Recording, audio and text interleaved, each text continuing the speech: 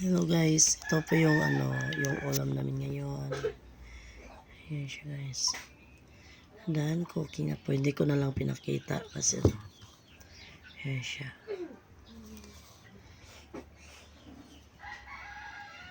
Ayan, manok na with crispy fry. Yan, nalagay ko ng crispy fry siya.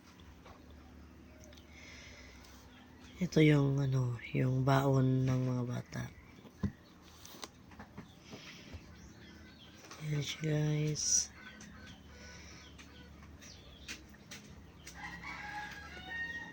Ulam for breakfast. Ayan siya.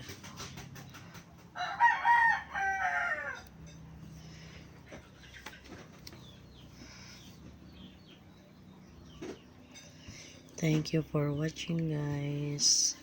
Don't forget to click the notification bell para updated po kayo sa susunod kong videos. Bye-bye!